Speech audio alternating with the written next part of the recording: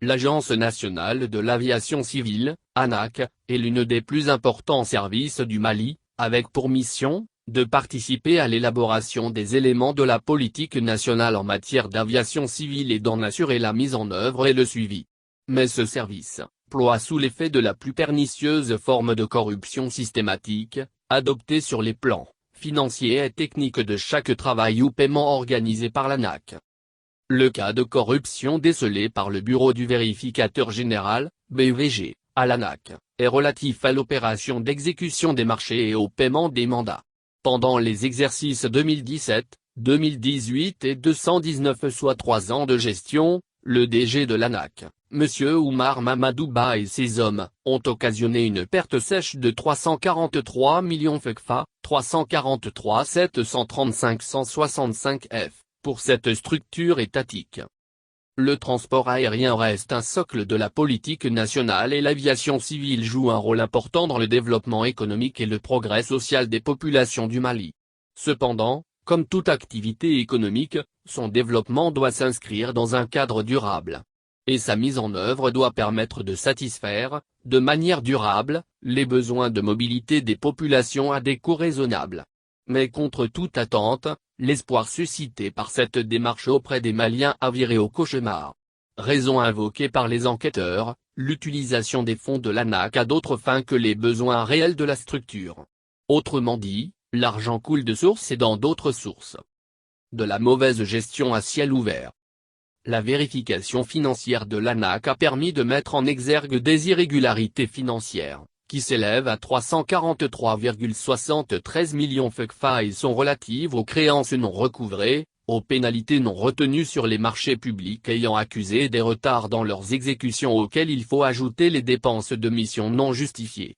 Pire, les enquêteurs ont mis à nu des irrégularités administratives, notamment, le non-respect des dispositions du manuel de procédure, le non-renouvellement du mandat du PCA et les dysfonctionnements dans les traitements et enregistrements comptables des comptes créances de l'ANAC. À ces insuffisances, il faut ajouter, le cumul de fonctions des agents de facturation à l'aéroport international Modibo Keïta, le non-respect des procédures de passation des marchés publics et l'insuffisance de sécurité à l'aéroport de Sikasso ainsi que le non-respect du décret fixant la rémunération du PCA. À cet effet, le président du conseil d'administration, PCA, de l'ANAC bénéficie, depuis 2017, d'une indemnité de responsabilité et de représentation dont le taux mensuel est fixé à 900 000 FECFA.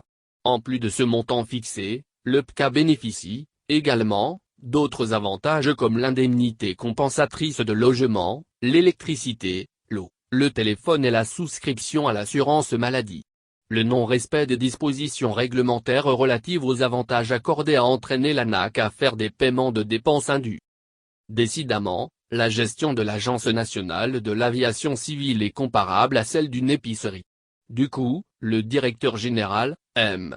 Oumar Mamadouba, ne procède pas au recouvrement des créances en souffrance.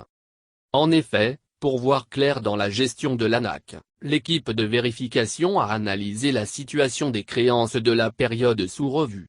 Elle a rapproché les informations des comptes de tiers du grand livre à celles des comptes de gestion de l'agent comptable, Moussa Ouologm, et a aussi demandé les supports des actions mises en œuvre par la direction de l'ANAC pour recouvrer les sedites créances. Du coup, la mission d'enquête a constaté que l'ANAC n'a pas utilisé toutes les voies de recours pour recouvrer ses créances en souffrance. Cependant, la situation des créances à recouvrer dans les grands livres et dans les comptes de gestion, au titre de la période sous revue, font apparaître un montant de 221 millions FECFA, 221 997 058 F.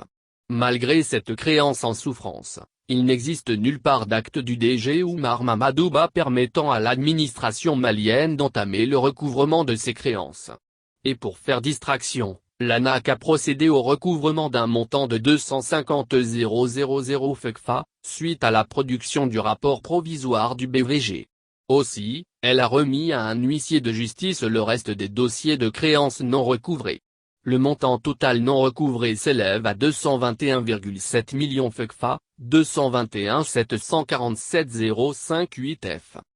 Plus grave encore, les enquêteurs ont découvert que la commission d'ouverture des plis et d'évaluation des offres à l'ANAC a, irrégulièrement, éliminer un candidat, lors de la passation d'un contrat.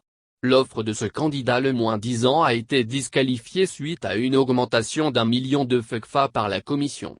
Ainsi, d'un montant de 24 millions FCFA, 2470 344 F, l'offre la moins-disante a été portée à 25 millions, 2570 334 F, de nos francs.